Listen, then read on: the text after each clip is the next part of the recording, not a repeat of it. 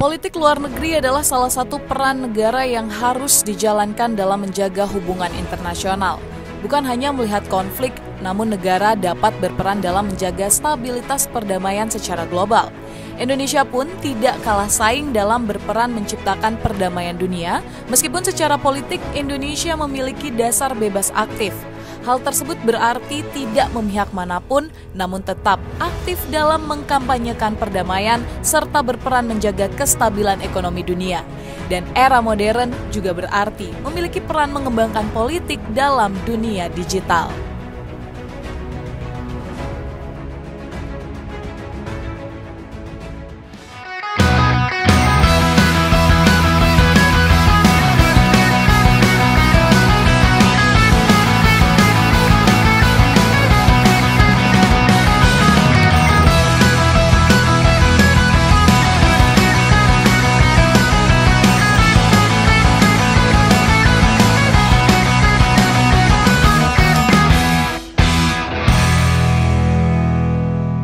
Berisik, berita asik. Yo, hello, welcome back to podcast Antara Again bersama saya Muzdafar di program Berisik, berita asik. Nah, oke pemirsa, kali ini kita kedatangan tamu spesial, seorang pengamat hubungan internasional dan juga seorang rektor di Universitas Jenderal Ahmad Yani. Oke, langsung aja Prof. Hikmahanto Juwana. Prof, apa kabarnya Prof? Sehat Mas Mos. Prof, aktivitasnya akhir-akhir ini ngapain aja nih? Banyak sih, kan kita sekarang di Universitas Jenderal Ahmad Yani sedang membangun. Jadi banyaklah pembangunan gedung-gedung yang baru, insya Allah ada 3 gedung yang antara Februari Mei akan terbangun, akan selesai. Lalu kedua ada latihan dasar kedisiplinan dan kepemimpinan. Jadi saya canangkan untuk mahasiswa di Universitas Jenderal Ahmad Yani ini ikut semacam kayak bela negara lah, ya, di Pusat Pendidikan Artileri Medan TNI Angkatan Darat, ya, supaya mereka punya jiwa yang lebih sopan, jiwa disiplinnya, dan kemudian juga jiwa loyal gitu ya terhadap atasan. Gitu. Wih, keren-keren. Oke Prof, kan Prof ini pengamat di hubungan internasional ya, dan terlebih lagi especially di hukum internasionalnya. Nah Prof, basic questionnya tuh kenapa sih kita perlu hukum? Ya, kenapa tuh? Sebenarnya gini, kalau kita bicara kenapa perlu hukum, itu seperti kita sehari-hari aja. Bayangkan ya, kalau misalnya di kelas aja nggak ada aturan, ya, orang ada yang mau belajar, mungkin ada orang yang mau ketawa-ketawa, itu kan sulit untuk ada kedamaian. Nah, dalam konteks seperti itu maka dibutuhkanlah aturan. Nah, memang kalau aturan ini nantinya dibuat oleh negara mungkin namanya hukum. Tapi basically itu adalah norma, aturan. Demikian juga kalau kita bicara hubungan antar negara. Negara-negara mereka berinteraksi satu dengan yang lainnya.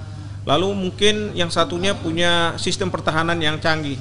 Lalu merasa kepentingannya diganggu, dia akan menggunakan sistem pertahanannya untuk menyerang misalnya. Nah, itu kalau tidak hati-hati, apalagi sekarang sistem pertahanan udah pakai nuklir, itu bisa terjadilah perang dunia ketiga.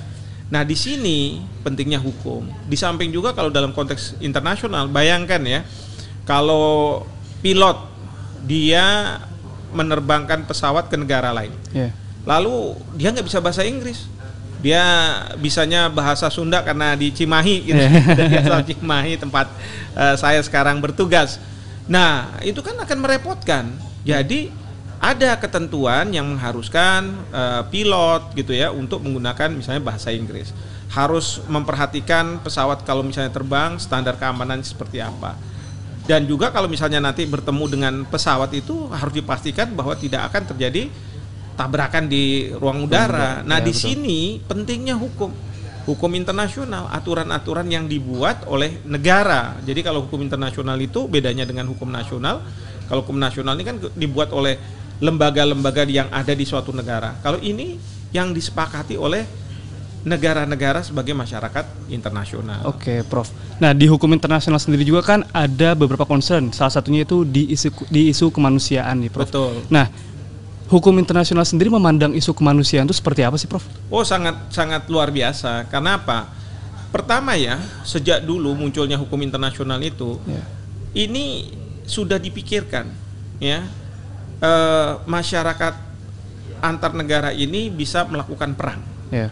Dan masyarakat antar negara bisa dalam situasi damai, mereka bisa bekerja sama. Nah, dalam konteks perang itu kalau tidak ada aturan itu kan bahaya. Iya, betul. Misalnya ada prajurit gitu ya, dia sudah menyerah tapi ditembak juga. Wah, itu kan nggak boleh. Nah, disinilah pentingnya hukum internasional yang disebut sebagai hukum humaniter internasional. Jadi kalau perang itu seperti tinju, boleh Anda main pukul-pukulan, ya, tetapi ada aturan-aturan yang melingkupi. Nah, sama kan, negara boleh berperang tapi ada aturan-aturannya. Misalnya berperang itu untuk apa tujuannya? Kalau tujuannya untuk agresi, sekarang udah nggak boleh lagi. Tetapi kalau misalnya dia berperang dalam rangka mempertahankan diri, boleh. Kalau dia berperang atas mandat dari Perserikatan Bangsa-Bangsa, boleh. Nah, seperti itu kan harus ada aturan. Tapi itu kalau misalnya dalam kondisi perang ya, antar negara terjadi konflik bersenjata. Tapi bisa juga dalam kondisi damai. Ya, banyak sekali yang diatur oleh masyarakat internasional, hukumnya itu ya, yang berkaitan dengan masalah kemanusiaan. Misalnya kita anggap korupsi sebagai sesuatu yang berdampak pada kemanusiaan, karena orang melakukan korupsi kan banyak masyarakat miskin tambah miskin aja. Nah, kemudian diinisiasi oleh PBB muncul yang namanya United Nations Convention Against Corruption, UNCAC, ya kan? Itu yang masyarakat internasional bilang bahwa korupsi ini kita harus habiskan dari permukaan bumi ini, ya. Tapi kita harus kerjasama, nggak bisa sendiri-sendiri gitu. Lalu kemudian juga isu masalah hak asasi manusia. Karena apa? Masyarakat negara tertentu pemerintahnya bisa sangat zolim, dia bisa menyiksa dan lain sebagainya. Lalu masyarakat internasional bilang enggak, kita harus punya satu perjanjian antar negara yang melarang tindakan tersebut dengan harapan bahwa negara yang melakukan penyiksaan terhadap masyarakatnya itu ikut dalam perjanjian internasional ini sehingga mereka akan berubah. Jadi banyak juga yang diatur oleh hukum yang berkaitan dengan masalah kemanusiaan, apakah dalam situasi perang ya atau dalam situasi damai. Kira-kira seperti itu. Lalu kalau misalnya udah konteks damai nih, Prof, proses penegakannya seperti apa sih? Nah, ini yang selalu menjadi isu nih. Nah, jadi Mas Mus ini sangat tahu nih kalau bicara hukum internasional ya. Karena apa? Ternyata penegakan hukum internasional itu sangat lemah. Kenapa sangat lemah? Karena saya selalu katakan masyarakat dunia ini, masyarakat antar negara ini berlaku hukum rimba. Kenapa hukum rimba? Karena siapa yang kuat dialah yang menang. Ya, jadi kalau misalnya Amerika Serikat negara, ya kan? Lalu kemudian Tuvalu, negara di Pasifik juga kecil tapi itu juga negara. Kelihatannya sama. Tapi kalau misalnya Tuvalu diserang sama Amerika Serikat udah selesai kan begitu kan? Betul. Nah, artinya apa? Dalam konteks masyarakat internasional, maka ada mereka yang kuat, mereka yang lemah, gitu kan? Ada negara-negara maju punya mungkin senjata nuklir seperti Prancis, Inggris, Amerika Serikat, Cina, Rusia, gitu ya. Tapi juga ada negara-negara yang tidak bertenaga nuklir. Ada negara-negara yang basisnya industri, tapi ada juga negara-negara yang sangat bergantung terhadap teknologi dari negara lain, bahkan perlu pinjam uang. Nah, di sini yang katakanlah yang saya katakan penegakan hukumnya akan sulit. Karena kalau misalnya negara-negara yang sudah besar misalnya ya, kayak Amerika Serikat ketika menghadapi Nicaragua, ya mereka bersengketa di Mahkamah Internasional. Sudah ada putusan, putusannya apa? Amerika Serikat kalah. Tapi Amerika Serikat bilang apa? Enggak, saya ini sebuah negara, saya nggak akan tunduk dengan putusan dari Mahkamah Internasional. Atau baru-baru ini tahun 2016 sih, Cina itu kalah melawan Filipina berkaitan dengan 9 garis putus yang selama ini Cina klaim ya di Permanent Court of Arbitration tahun 2016. Tapi apa yang dikatakan oleh Cina? Enggak, saya nggak mau ikut, saya nggak pernah hadir dan saya nggak mau tunduk pada aturan-aturan itu. Nah, di sini ya tentu beda ya penegakan hukum kalau misalnya dalam konteks hukum nasional, karena kalau misalnya pengadilan sudah memutus, kita bisa meminta kepada pengadilan untuk mengeksekusi, atau kalau masalah pidana kejaksaan yang melakukan eksekusi itu. Nah, tapi kalau hukum internasional siapa eksekutornya yang lebih kuat daripada negara? Kan nggak ada. Ya, jadi itulah yang saya katakan masih hukum rimba yang berlaku gitu. Oke, berarti tadi kan Prof bilang tuh hukum internasional tuh hukum rimba ya. Iya. Dalam posisi dunia yang anarki, seberapa konsistensi Prof hukum internasional itu menjadi payung hukum untuk di isu kemanusiaan tuh? Kalau misalnya secara norma itu menjadi payung hukum yang bagus, ya. Tapi kan tadi permasalahannya adalah dalam hal penegakan. Kita juga merasakan seperti itu. Misalnya gini, dalam Konvensi Hukum Laut 82, Indonesia itu sudah diakui sebagai negara kepulauan. Ya. Tapi sampai hari ini Amerika Serikat belum ikut di dalam perjanjian UNCLOS ini sampai hari ini. Lalu Amerika Serikat karena dia merasa bahwa saya kan nggak tunduk pada UNCLOS dan saya tidak mengakui negara kepulauan. Jadi dia kapal-kapal induknya itu dan pesawat udaranya itu seringkali bermanuver di perairan kepulauan kita. Ya, wah kita marah nih, misalnya ada pesawat TNI Angkatan Udara mengejar gitu kan, mau mengusir.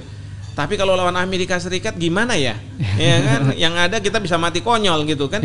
Nah itu yang dalam hal masalah penegakannya. Tapi kalau tidak berkaitan dengan masalah pertahanan, keamanan, atau misalnya masalah yang berkaitan dengan politik, sebenarnya hukum internasional bisa berjalan dengan baik. Misalnya masalah-masalah yang berkaitan dengan ekonomi, masalah-masalah yang berkaitan dengan kesehatan, ya banyak. Itu sebenarnya hukum internasional berjalan dengan baik. Memang kritik orang adalah, tapi kan penegakannya nggak kuat sehingga menganggap hukum internasional itu tidak ada. Kalau saya sih ya tentu akan membantah mati-matian ya, karena saya kan dosen hukum internasional, bisa-bisa saya kehilangan pekerjaan nih Mas Mus. Oke Prof, nah ngomongin hubungan hukum internasional juga, pasti di bawah itu ada penegakan HAM di situ kan, HAM internasional juga. Ada. Nah kalau misalnya kita lihat Prof nih, kalau HAM internasional itu kan pasti dari zaman dulu, mungkin zaman Napoleon juga sudah ada yang namanya pelanggaran-pelanggaran HAM. Nah di hukum internasional sendiri ada limitasi nggak sih Prof untuk di dalam penegakan HAM-nya itu? Ada. Jadi memang yang namanya hak asasi manusia itu sangat cenderung untuk dilakukan ya penyalahgunaan lah, atau misalnya pelanggaran-pelanggaran itu terjadi, terutama di dalam suatu negara mereka-mereka yang punya kekuatan. Ya, yang punya kekuatan biasanya pemerintah atau mereka-mereka yang berkuasa kelas menengah ke atas begitu ya, terhadap mereka yang lemah. Nah, di sini hukum internasional hadir. Ya, dalam situasi damai maka banyak konvensi-konvensi yang dibuat. Misalnya yang paling penting adalah ICCPR, International Covenant on Civil and Political Rights gitu ya, di mana bahwa seseorang hak fundamennya itu tidak boleh dikesampingkan. Atau misalnya orang masuk penjara, dia bersalah, tapi tetap dia harus diperlakukan sebagai manusia. Ya, walaupun dia jahat. Ya, kalau kita lihat nih di masyarakat kita lah, juga masyarakat negara lain juga kayak begitu. Mohon maaf ya, ada copet gitu ya, ketangkep, wah kalau bisa dipukul sampai mati di situ. Itu kan udah melanggar HAM, sebenarnya nggak boleh. Nah, disinilah makanya hadirnya hukum internasional untuk apa? Memastikan bahwa pelanggaran-pelanggaran itu tidak terjadi.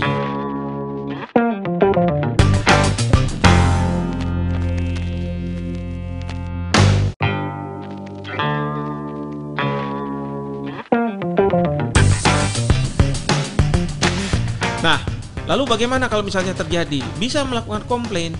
Kalau di Perserikatan Bangsa-Bangsa itu ada yang namanya Dewan HAM PBB. Nah, di situ bisa disampaikan ya, kalau misalnya negara memperlakukan warga negaranya secara tidak patut gitu ya, melanggar HAM, maka LSM-nya bisa saja melakukan laporan ke Dewan HAM PBB, dan nanti di Dewan HAM PBB negara itu harus dimintakan pertanggungjawaban gitu ya. Betul. Tapi jangan anggap ya yang lemah itu selalu tidak melanggar HAM, enggak.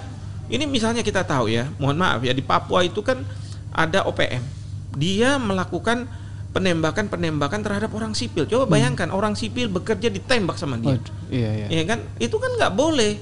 Ya, kalau misalnya OPM karena dia berperang, katakanlah misalnya dia merasa berperang, mengangkat senjata, ya harusnya berhadapan dengan misalnya TNI kita. Ya, itu oke. Tapi ini enggak, masyarakat sipil ditembak. Atau misalnya TNI yang sedang tidak bertugas juga ditembak. Itu yang nggak boleh. Nah, ini merupakan pelanggaran HAM. Ya, dan kalau udah kayak begini, ini ya namanya tindakan terorisme. Karena kenapa saya sebut sebagai tindakan terorisme?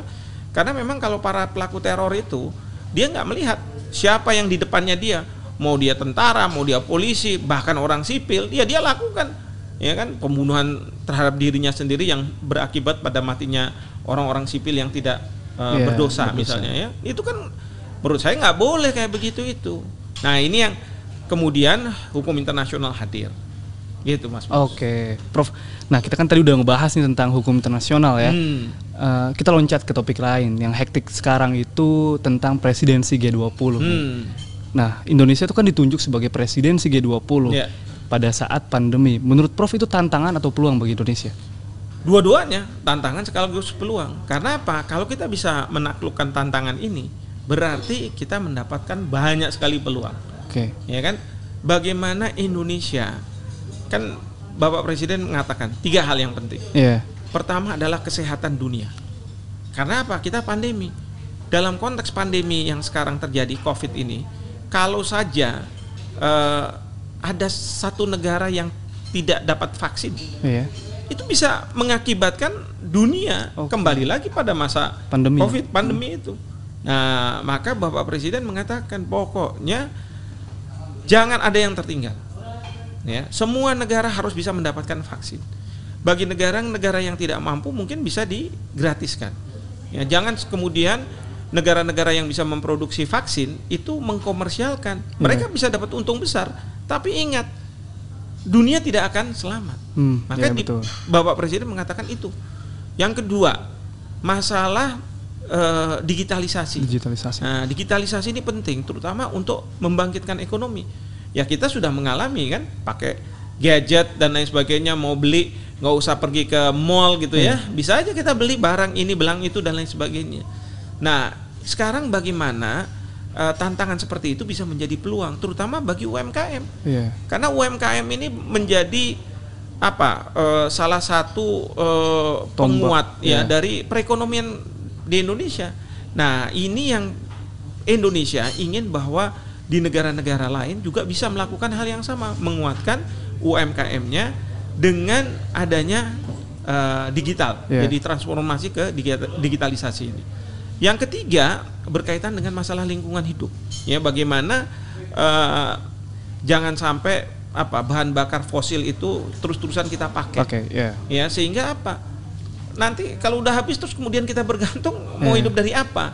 Jadi kita harus berpikir. Nah, sekarang Indonesia sedang menggiat-giatkannya ini masalah misalnya mobil listrik dan sebagainya. Saya di Universitas Jenderal Ahmad Yani, saya bilang sama dosen saya bilang sama mahasiswa saya, kalau kamu buat itu ya, udahlah jangan mobil-mobil. Kalau mobil-mobil universitas-universitas yang hebat-hebat itu yang sudah di depan Universitas Jenderal Ahmad Yani gitu ya, itu pasti jago. Sekarang kita buat apa? Ambulans. Kenapa ambulans, Bro? Iya, karena kan kita punyanya Angkatan Darat nih, Universitas Jenderal Ahmad Yani.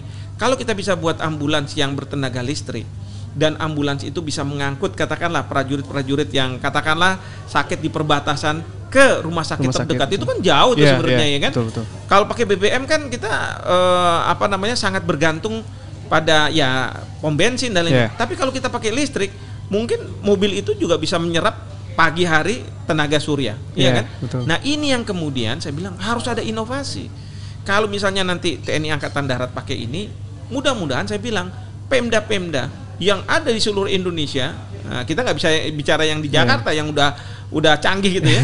Di seluruh Indonesia juga bisa mengangkut. Kalau misalnya ada warga mereka yang harus dirujuk ke rumah sakit karena rumah sakit di sana kan juga nggak dekat, puskesmas paling yang dekat gitu kan, itu bisa dibawa ke sana. Jadi kita harus, ini yang saya katakan, bagaimana tantangan itu menjadi peluang. Dan ini yang dilakukan oleh Indonesia sekarang ini. Jadi dengan kita menghadirkan peluang-peluang karena adanya tantangan pandemi ini, ya mungkin banyak negara akan lihat, oh iya, Indonesia bisa. Ya, harusnya kita juga melakukan hal yang sama. Betul. Gitu. Nah, saya tertarik tentang 3 isu fokus tadi, yaitu salah satunya green financing dan juga green politics kan. Menurut Prof sendiri kan, kalau untuk digitalisasi ya mungkin sudah menjadi concern, dan juga tentang health juga sudah menjadi concern. Untuk green financing nih, kenapa harus diisukan, Prof? Iya, karena gini, banyak ya perusahaan-perusahaan itu butuh modal. Nah, seandainya mereka butuh modal, bank itu bisa mensyaratkan, boleh kamu dapat modal dari kami, pinjaman dari kami. Syaratnya ada apa? Kamu harus ramah terhadap lingkungan, industri yang kamu bangun.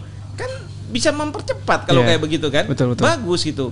Ya. Nah, ini yang memang arahnya sih ke sana. Green financing itu jadi pembiayaan yang memberikan perhatian kepada masalah lingkungan hidup. Ya. Nah, kira-kira. Terus isu kedua yang diangkat oleh Presiden juga yaitu digitalisasi nih, Prof.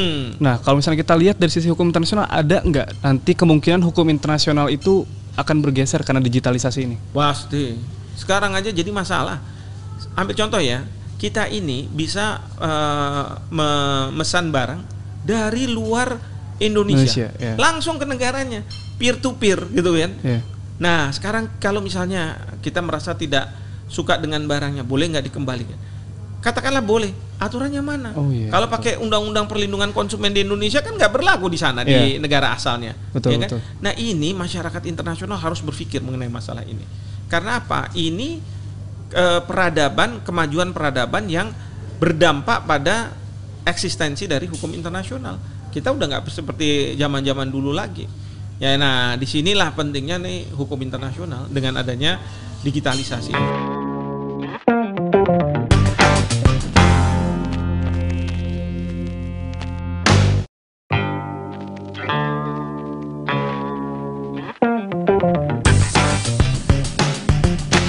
Oke, terus selanjutnya Prof, terkait tentang presidensi ASEAN di tahun 2023. Indonesia bakal jadi ketua ASEAN kembali di tahun 2023. Pandangan Prof nih, isu seperti apa sih yang harus difokuskan oleh Indonesia? Saya kalau misalnya lihat yang paling pertama yang harus difokuskan itu masalah Myanmar. Ya, karena kemarin Brunei sudah melakukan berbagai upaya tetapi mungkin belum maksimal. Sekarang Kamboja juga ya saya nggak tahu lah, mungkin Kamboja akan lebih berpihak pada junta militer, pemerintahan militer yang ada di Myanmar daripada misalnya demokrasi mungkin gitu ya. Nah, ini yang akan membuat masalah ini terus berlangsung. Nah, ketika masalah ini tetap ada dan masuk ke tahun 2023, nah di sini nih Indonesia harus punya nih pemikiran-pemikiran, ya, pemikiran-pemikiran, terobosan-terobosan bagaimana menyelesaikan masalah Myanmar ini. Karena kalau misalnya Myanmar ini tidak selesai, pertama adalah negara-negara di antara ASEAN ini bilang, lalu buat apa kita punya lembaga organisasi kawasan ini? Yang kedua, mungkin juga negara-negara lain ini punya ada organisasi kawasan tapi tidak bisa menyelesaikan masalah yang ada di kawasan. Ya kan? Ini kan jadi tantangan. Nah, ini yang makanya sejak sekarang walaupun kita belum pegang presidensi itu, para birokrat yang ada di Kementerian Luar Negeri dan kementerian lainnya harus sudah mulai memikirkan bagaimana menyelesaikan masalah Myanmar ini. Sehingga ketika kita memegang presidensi ini nanti itu tidak menjadi PR yang kita akan limpahkan ke ketua yang baru begitu. Kita harus bisa selesaikan pada masa Indonesia. Kira-kira seperti concern lainnya kira-kira apa gitu, Prof? Ya, concern lainnya adalah bagaimana benar-benar mewujudkan yang namanya masyarakat ekonomi ASEAN. Karena ternyata ya yang saya amati, walaupun MEA ini sudah dicanangkan tahun 2016, sejak 2016, tetapi masih kita nih berebut investor yang akan masuk ke ASEAN. Iya, karena ya Vietnam mungkin merasa bahwa enggak nih investor harus masuk ke saya. Terus kemudian juga Thailand gitu ya. Ya kita juga demikian juga. Makanya kita punya undang-undang cipta tenaga kerja itu, kita ingin investor mau masuk ke Indonesia. Karena apa? Setiap negara memang punya masalah dalam hal pembukaan lapangan pekerjaan. Nah, lapangan pekerjaan ini penting kenapa? Karena ini berkaitan dengan memberi kesejahteraan kepada rakyat. Rakyat kan nggak bisa dikasih bantuan langsung tunai tiap hari, tiap kali gitu kan, atau bansos gitu, nggak bisa. Mereka harus mendapat pekerjaan. Itu yang membuat bisa mereka itu makmur. Nah, jadi pemerintah sekarang sedang berupaya untuk bagaimana membuka lapangan pekerjaan itu. Tapi pada saat yang bersamaan, pemerintah-pemerintah negara ASEAN pun punya masalah yang sama. Sehingga apa? Kita berebut.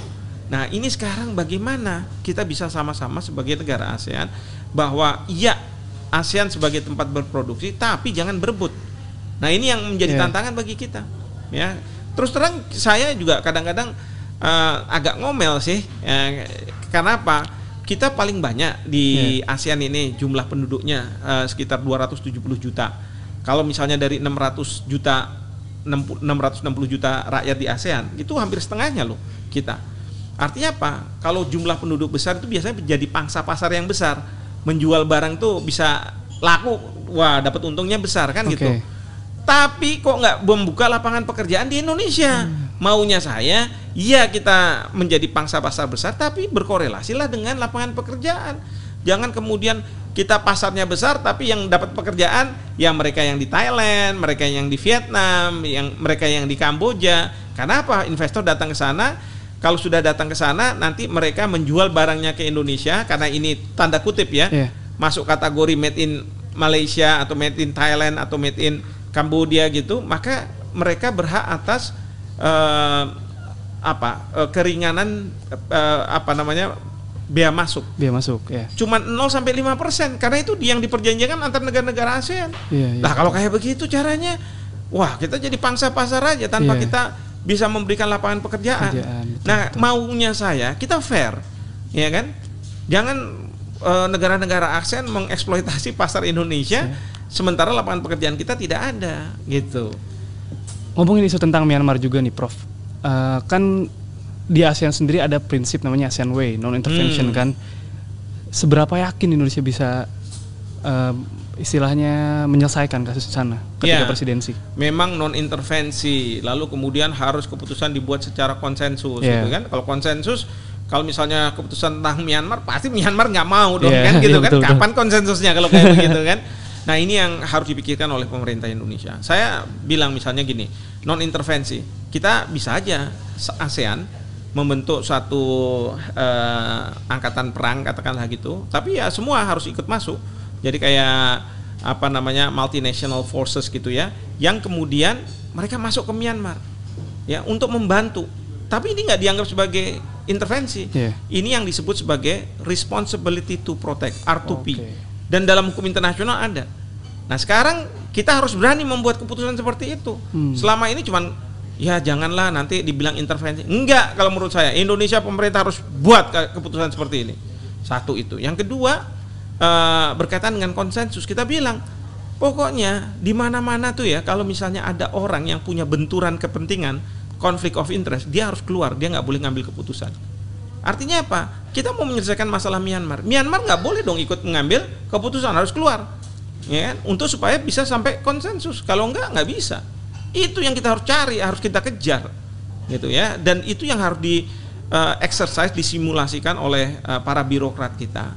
Ya, ketika nanti 2023, ketika kita pegang ketua ASEAN dan masalah Myanmar belum terselesaikan, ini yang kita harus jalankan. Gitu.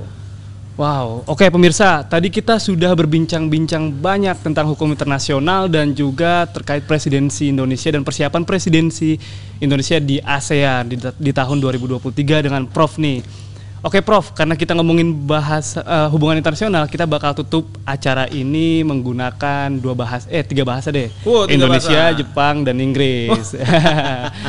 Oke pemirsa, terima kasih untuk waktunya dan kita akan kembali di program berisik ke depannya.